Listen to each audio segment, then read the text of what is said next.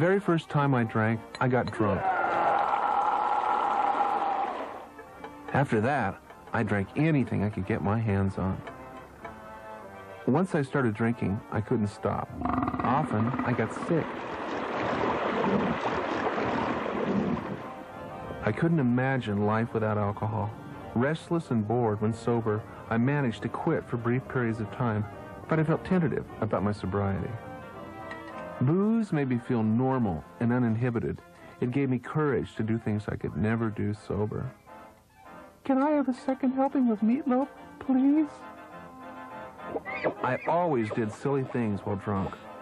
Ill-advised sexual encounters, bladder problems on the bus. In jail for a minor car wreck at 17, I ended up in a cell with a child molester who looked like Peter Lorre. As I got older, my drinking followed a fairly predictable pattern.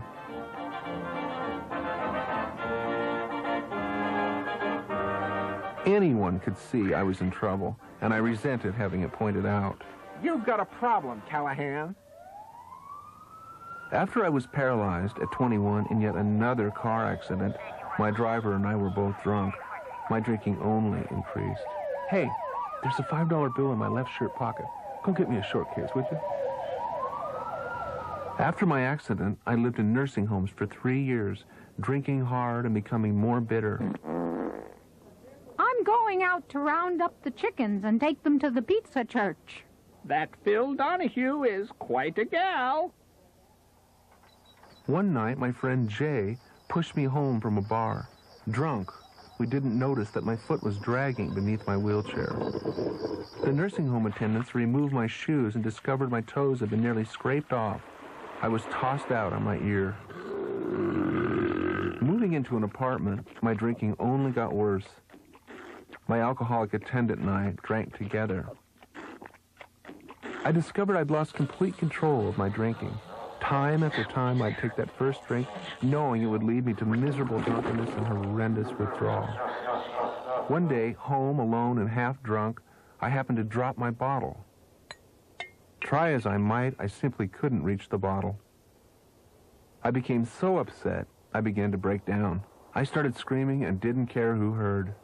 I was so frustrated, I began screaming at God, who I didn't even believe in. As I raved, I felt the anguish of my entire life. I cried a deep and cleansing cry like a child. At the same time, I felt strangely comforted. I rolled to the telephone and called for help. From that time till now, I have not wanted a drink. In treatment, I learned that it was alcoholism that made me drink, not my difficult life experiences.